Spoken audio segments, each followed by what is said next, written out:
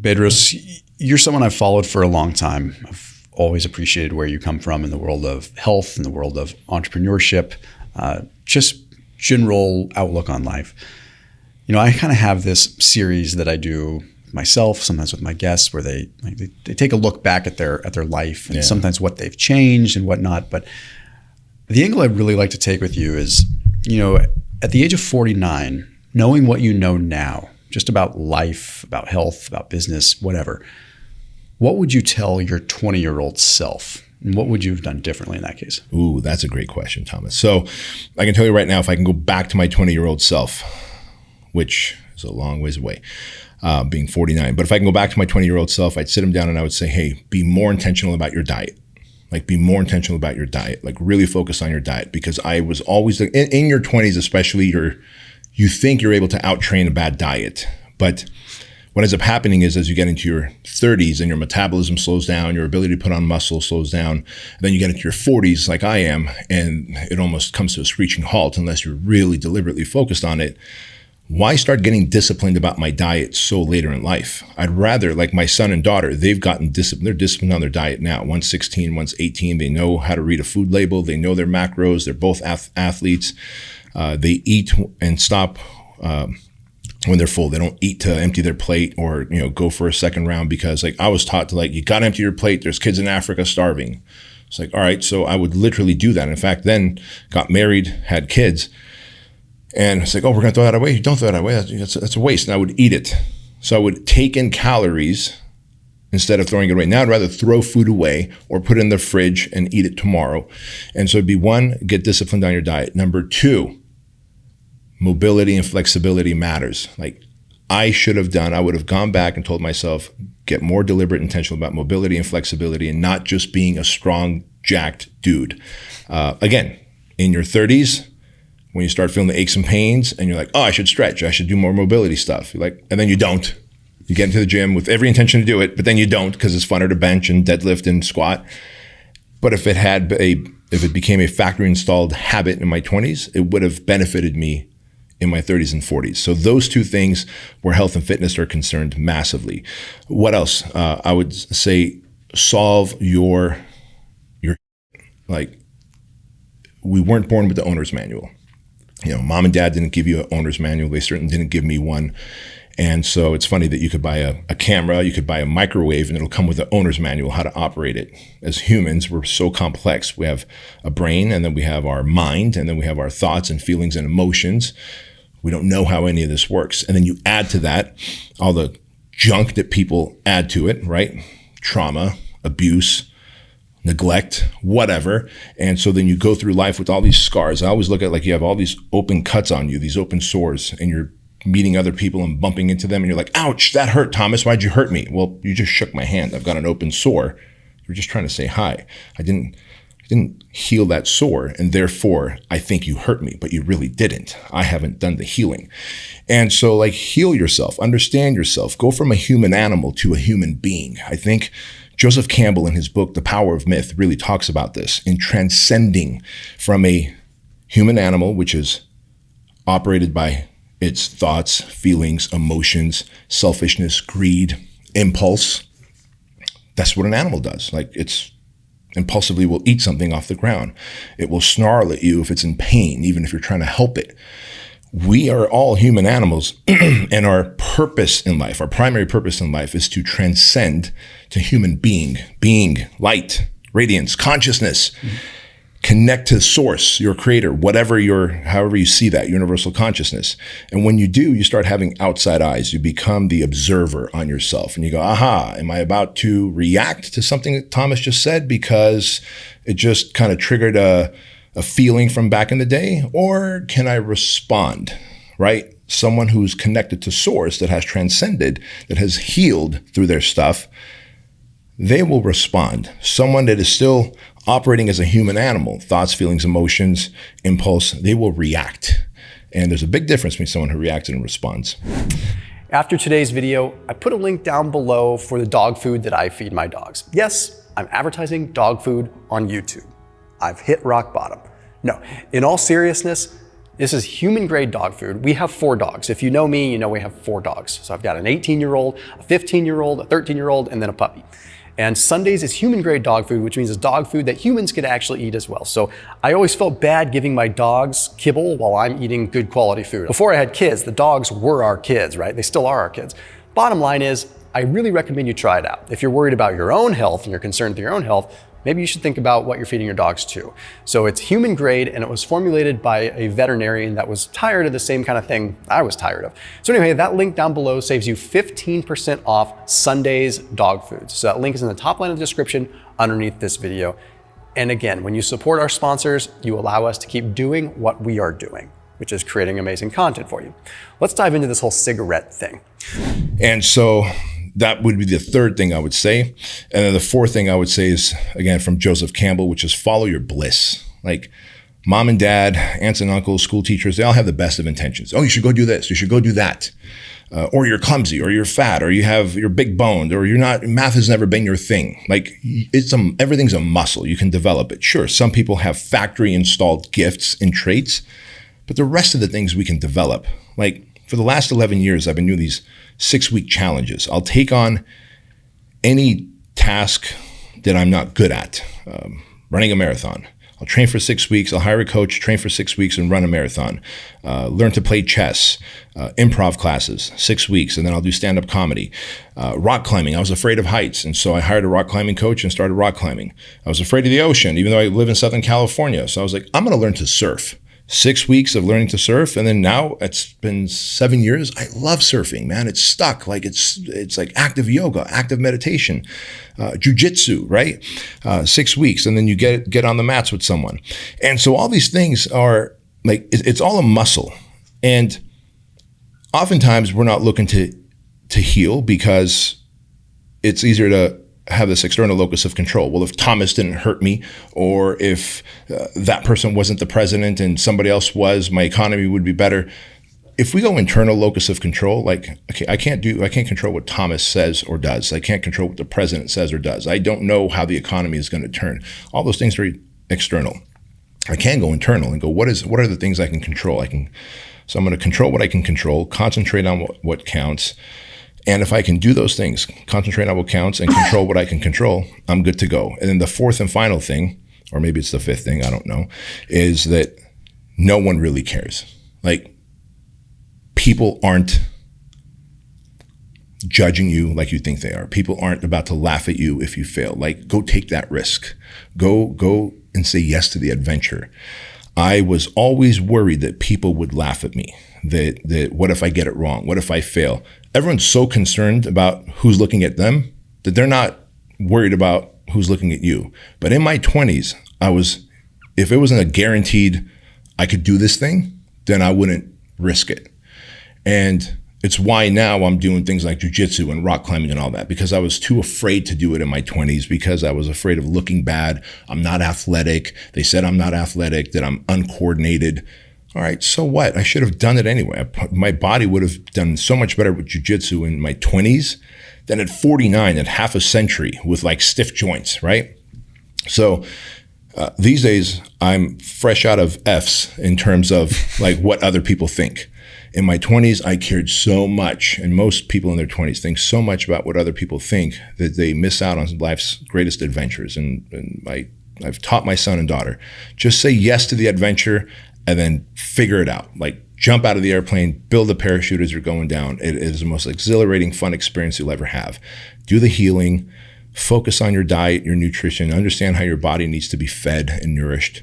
Get your training squared away. Mobility and flexibility matter, especially as you get older. So you might as well build those disciplines and habits now. And then, of course, finally, like, build a community. We're not an island, and we sometimes operate as an island.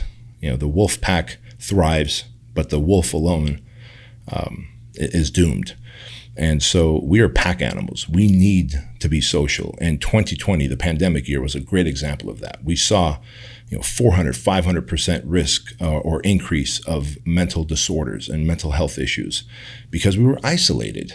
And in your 20s, you're like, well, nobody wants to be my friend, so I'm just going to isolate myself. Especially now with social media, isolation is at an all-time high.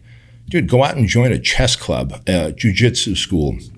Go ride a bike every weekend with people. Like, go work out at a CrossFit or somewhere. Do something where you can socialize and connect with people, because when you do, you realize you have a tribe of like-minded people that you can lean on when life's inevitable crisis comes, and it will come. When you say no one cares, that this is going to sound, the risk of sounding cynical. Do you also find that no one cares on the positive either? And that's not needs to be a bad thing. Not even like, because you've got your family and they might care, but you got like Cam Hanes, like where he'll say like, nobody cares, keep hammering, right? Mm-hmm. I think there's some truth to that, as long as you don't take it so far as becoming dark about it, right?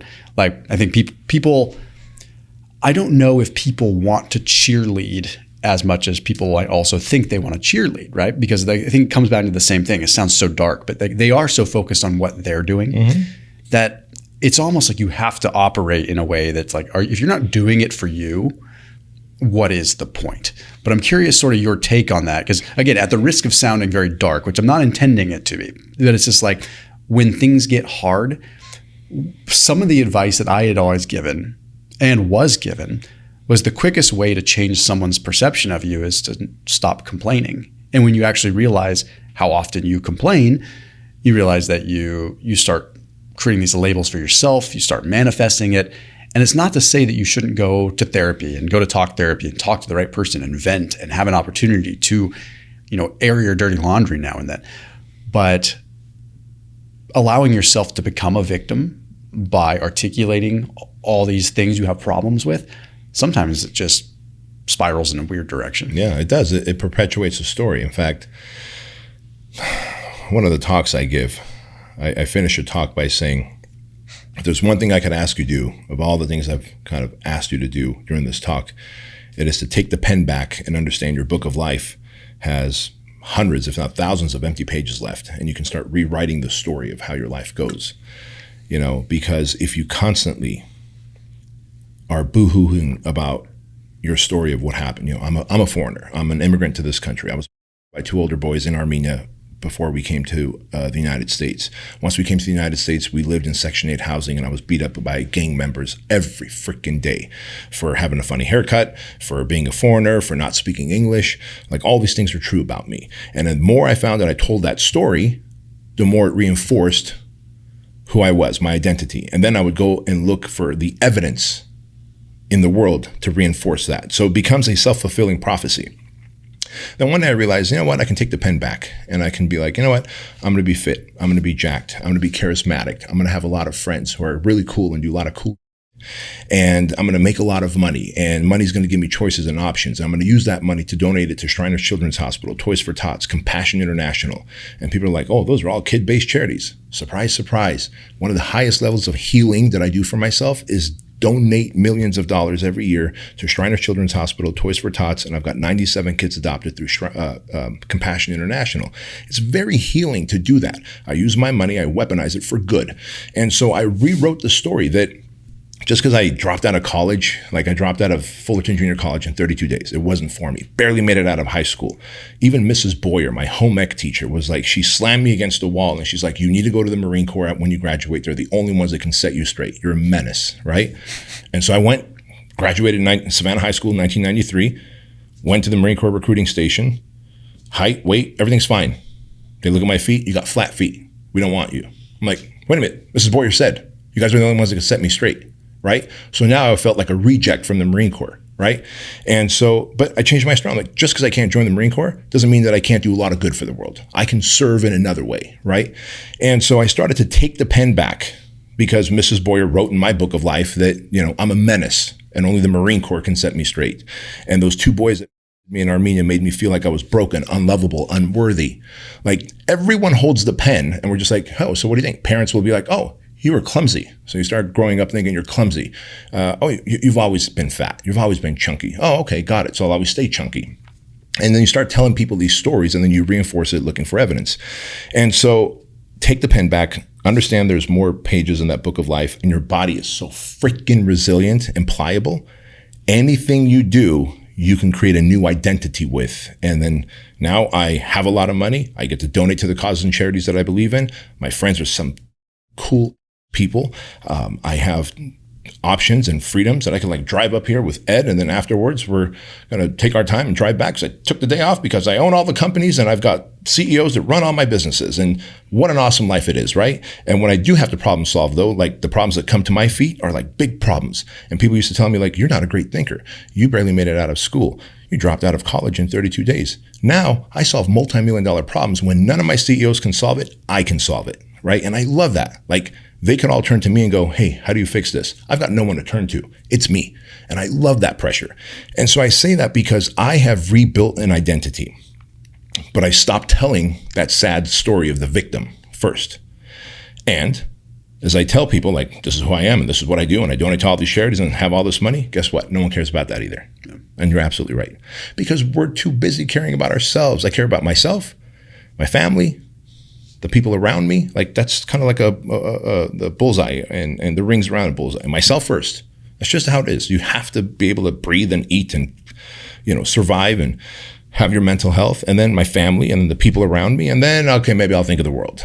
But no one really cares, good or bad. And the more you tell that story that's negative, that's paints you as a victim, the more you start buying into that identity and then looking for evidence in the world to reinforce that identity. Where can someone start to fix their, so to speak? That is a tough thing. You tell a 20-year-old, hey, get your together, or at least iron it out now. I've been with my wife for 20 years. We met in high school, and we both had to grow up really fast, and we were both never partiers, right? So we attribute a lot of like where we are in life today because we didn't spend a lot of time drinking, partying, doing that. Like I got it out of my system in high school, right? And there wasn't a lot of waste.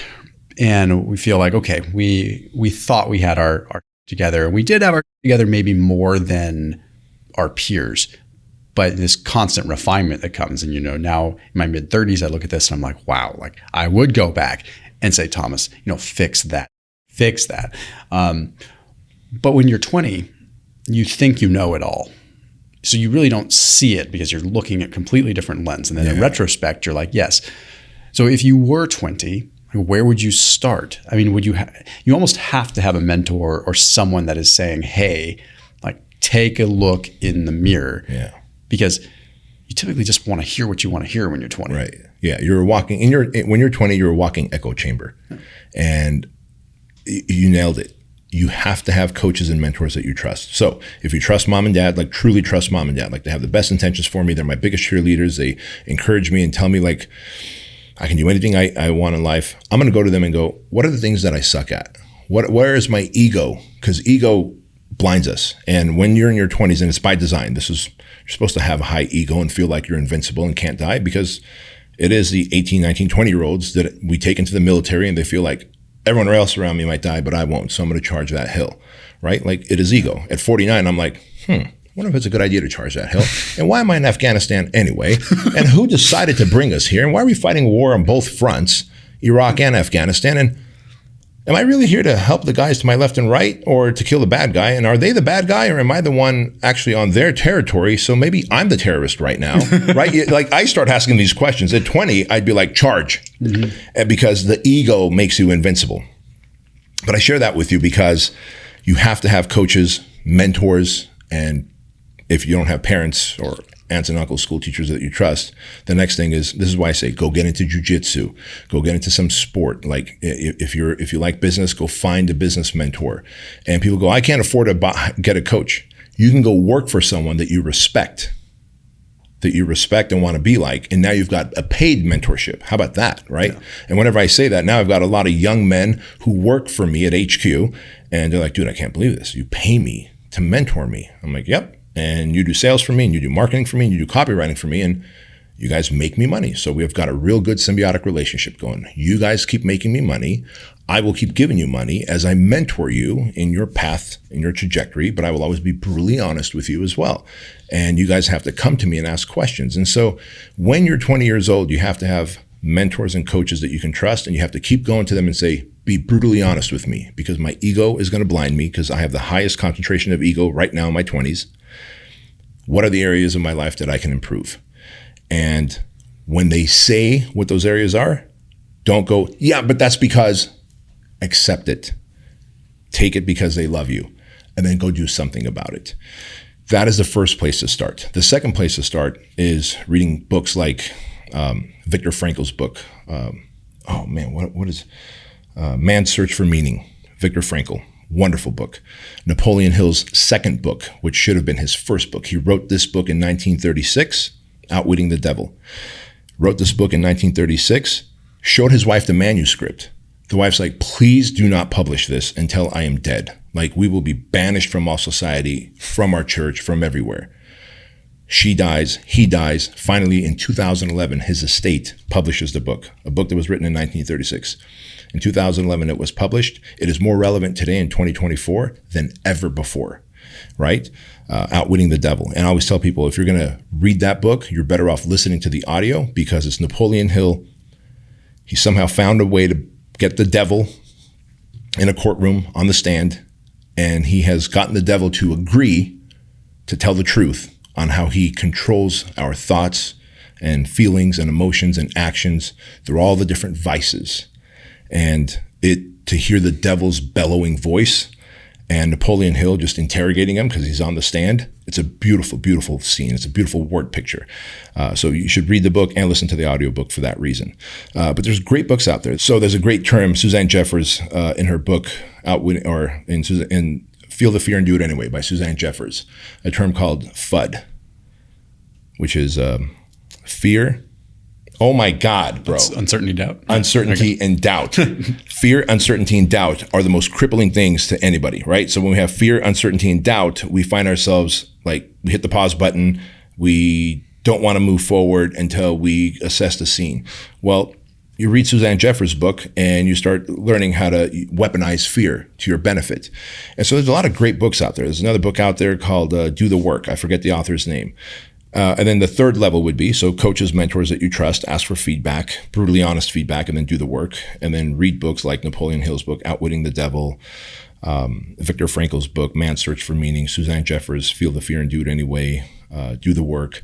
And then the third level would be like, go work with a therapist. If I could do anything, it would be to start working with a therapist in my 20s to un-F myself. Because again, life experiences, trauma, abuse really tangle up your brain. And what got you there won't get you out of there. And so I worked with the therapist at the age of 38. So 11 years ago, I hired this dude named Kevin Downing, Brea, California. And it was a byproduct of, I had a massive panic attack. And I thought it was a heart attack, dude. I thought I was dying at 38. I'm like, holy smokes, who's going to walk Chloe down the aisle? My daughter. Who's going to teach Andrew to be a modern day knight? That's my responsibility. Here I am, 38 years old, dying of a heart attack. I was convinced I'm having a heart attack. My arms went numb. My pulse is just through the roof. I'm tunnel vision and I'm sweating profusely and I could barely stand. I could barely feel my legs. I'm like, this is how I die. And so whatever, all that feeling just kind of washed over me and went away. And I'm like, I think I just dodged a heart attack. So I go to the doctor the next day. They put EKG and stress test and like, dude, your heart's fine. I think you had a panic attack. I'm like, well, that was the first and I don't ever want another one. So what do? They put me on Xanax. 4 days on Xanax. I'm like, I've got no desire to work. I've got no sense of urgency. Yes, I've got no feeling of anxiety, but I also have no desire to work. Like I was a different human for 4 days. Like, I don't want this. I might as well have been drooling out the mouth. Like I was just that relaxed. And so I called the doctor. I'm like, what's my other option? And he's like, have you tried talk therapy? Maybe a good therapist can give you tools on how to deal with your anxiety, your stress that you're feeling at work. It was when I was really building Fit Body Bootcamp up, my franchise. And it is a heavy lift to build a big international business. And it was like the prime time of building Fit Body Bootcamp. And so I reluctantly was like, well, therapists are for broken people. And I ain't broken. I'm fine. I'm just a little stressed at work, right? But I reluctantly went and found a therapist. So imagine this. Abused and bullied when I came to the United States, before coming to the United States by two older boys over and over again. Here in America, told to go back to your own effing country, you foreigner, you and your parents are taking all of our American jobs. I'm like, my dad's got a paper route and he's pumping gas. Like what great job is that he's taking from your family, right? The 80s were not a good time for being a foreigner here in this country. And so I share that with you because I'm like, yeah, therapist is for broken people. I couldn't have been any more broken, right? And that's the ego. That's what's wrong with us. We're like, oh, I'm fine. I've dealt with that. And how do we deal with things? Well, we compartmentalize it, put it in a box, put it away, and then we put a few more boxes on top of that and pretend it never happened. But it's like this soundtrack always playing in the back of the mind, like I'm not good enough, I'm not worthy. Shame, rage, confusion, all these things, the feelings that I had. And these are feelings that Kevin Downing, my therapist, helped unearth. And what was once a mountain on my timeline of life, when no one can find out, man, Thomas can't find out that, because if he did, he's going to think I'm gross. He'll never want to do business with me. He'll think I'm messed up. Now it's just a speed bump on my timeline of life. It's just an event that happened. I did nothing to invite that. So that third level is go work with a therapist. Like, even if you're like, nothing ever happened to me to work with a therapist, great. A good therapist will ask the right questions to just help you find your life's purpose and your life's meaning. And if you can get there a year earlier, 5 years earlier, a decade earlier, what a blessing that is. Like, a good therapist can time collapse personal growth. But we're so conditioned, unfortunately, to think that a therapist is only for broken people and I ain't broken, so I'm good. No, man, they are like someone that you're only going to see once a week. They're not there to judge you. You're going to sit on that couch and they're going to just ask you questions, and those questions are thought-provoking, and it gets you to start solving your own problems. And who better to solve your own problems with a coach who knows how the brain and the heart work? Kevin told me this one time. He goes, imagine your heart and your brain, they're about 11 inches apart. He goes, however, for many people, they're like miles apart, because you're like, I feel a certain way, but I think a certain way. I think I should do this, but I feel like I should do that. If you can get the brain and the heart that are only 11 inches apart to start working together, man, you're unstoppable. That is when purpose and meaning are defined. And a good therapist can help time collapse that. So why not? And in the process, if you've had something happen to you, abuse, neglect, you can maybe work through that too. There's another gift for you. I started therapy when I was 30, and pretty much every week for the last 6 years. I wish that I'd started it in my 20s. Right. Because it not only has it helped me in certain ways and unpack certain things, but I mean, purely from an optimization standpoint as well, like the tools it's given me to be better in business, to be better in my relationships. Like, I think the paradigm needs to kind of change, where it's not for broken people, it's for smart people. Right. It's for people that understand themselves enough to know that there's something that needs to not just be fixed, possibly optimized, right? I started solving so many of my own problems just because I had little nuggets and little tools. The therapist isn't going to solve your problems for you, but talking through it and having them be able to show you. My workouts got better. My ability to check my ego at the door and train better because I understand things now. But I also have a safe place that I can go where there's a legal obligation for them to not tell anybody. Right. Right. So I can deal with history of abuse. I can deal with those things. And then that's off my plate. So now I can bring my best self to the gym, or I could bring my best self to work or to my family, because I'm not bringing a 70% shell of a human. I'm able to at least dump off an additional 20% and at least bring a 90% human to these things. And that would be probably one of my biggest pieces of advice to a 20-year-old self as well. Just be like, That's huge. Like, if you got to get someone, and there's plenty of ways to achieve that on a budget too. But if there's one thing, rather than hiring a personal trainer or something, like, invest in that. It's going to be a more powerful personal trainer for you than an actual personal trainer. Yeah. Because the reality is I almost say never, that's too absolute. We rarely take time to sit there, go introspective, turn off all external stimuli and go, all right, self, what are you thinking and feeling? That 1 hour a week with the therapist almost forces that optimization on you, right? And so we're not going to do it on our own. There's certain things you won't do on your own, and that's one of them. Like, go get a therapist. It is the best investment you will make to optimize. And like you said, instead of a 70% shell of a human coming to work, to your family, what if I get a 20% bump in improvement and optimization? That 20% in improvement compounded over time, holy smokes, This is how you dust everybody else. Yeah, I don't have an hour a week for therapy. I got to drive there and drive back, so it's really an hour and a half. Okay, yeah, you compound that 20% additional output that you have as a result of that. You've paid for that in a week anyway. Yeah. And there's probably, I'd say probably every other week, I could find a reason to cancel my therapy session. I've got this going on. I don't really want to go. But every time I get there, I'm like, thank God I went. Like, and the next day especially, I'm like, I'm a different person the next day. And it's, that's going to come across how it's going to come across, and people that are receptive to it are going to be receptive to it. But I think more than resistance training, actually, I don't know. I would probably tie it with resistance training. I think resistance training it's taught me so many lessons in life. 50 pounds is 50 pounds, 500 pounds is 500 pounds. It's always going to just teaches you reciprocity. It teaches you resistance. It teaches you pain. It teaches you these things that you can be comfortable with. So I'd say, it's probably, it's a tie between that. It's like, okay, I did start resistance training early, but I probably would have tried to understand what it was teaching me earlier on and embraced that side of it. And I would have started talk therapy 10 years earlier. Yeah.